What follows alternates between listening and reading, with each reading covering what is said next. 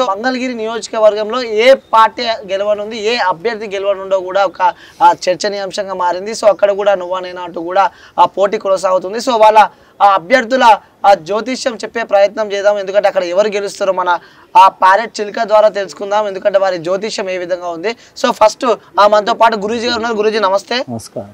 So Mangalagiri నియోజకవర్గం సంబంధించి కూడా అక్కడ ఆ కూటమి నుంచి ఆ టీడీపీ పార్టీ నుంచి కూడా నారా లోకేష్ అక్కడ అభ్యర్థిగా ఉన్నారు. అలాగే ఇటు ఆ వైసీపీ నుంచి చూసుకుంటే కూడా లావణ్య గారు అక్కడ అభ్యర్థిగా ఉన్నారు. సో ఇద్దరి జ్యోతిష్యం ఏ విధంగా ఉంది, సో అక్కడ ఆ మంగళగిరిలో ఎవరు గెలవబోతున్నారో ఒకసారి మన జానకిరామ్ అడిగి తెలుసుకునే ప్రయత్నం అయితే చేద్దామా.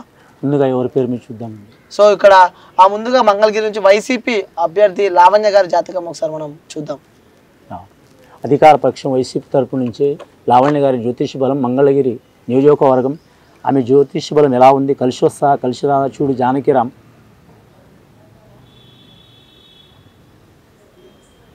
ముఖ్యంగా వారి జాతకంలో చెప్పాలంటే శ్రీకృష్ణుడు వచ్చిండండి వారి పేరు మీద. అని వారి జాతకానికి చూడాలంటే మాత్రం చాలా వరకు మీకు రాజకీయ రంగంలో మాత్రం కలిసి వచ్చే అవకాశం ఉన్నదండి.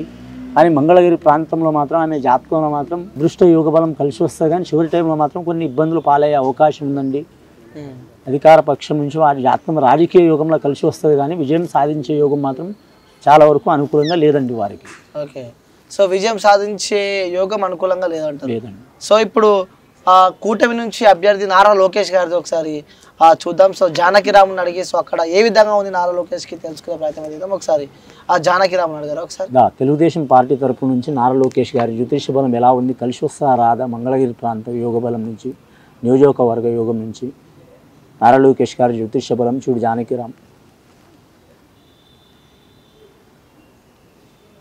వినాయకుడు వచ్చిండి వారి జాతకంలో, విఘ్ననాయకుడు వారి జాతకంలో. రాజకీయ రంగం నుంచి మాత్రం చాలా ఆటంకాలు వచ్చినాయి వారికి. వారి జాతకంలో చూడాలంటే మాత్రం చాలా ఇబ్బందులు పడుతూ ఒక దారికి వచ్చిన అవకాశం ఉంది వారి జాతక బలంలో.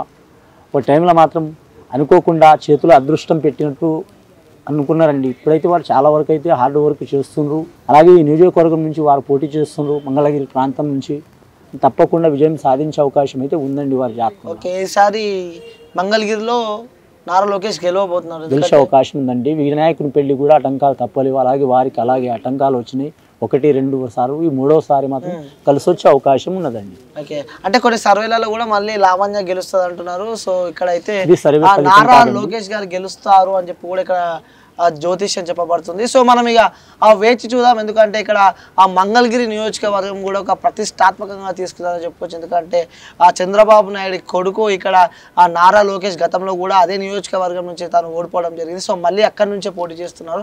సో అక్కడ వైసీపీ నుంచి కూడా లావణ్య గారు బదిలో ఉన్నారు. సో ఇక్కడ జ్యోతిష్యం పరంగా చూస్తే మాత్రం ఈసారి పక్క నారా లోకేష్ గెలుస్తున్నారు అంటూ కూడా ఇక్కడ వారి జాతకంలో ఉన్నట్టు మనకు తెలుస్తుంది.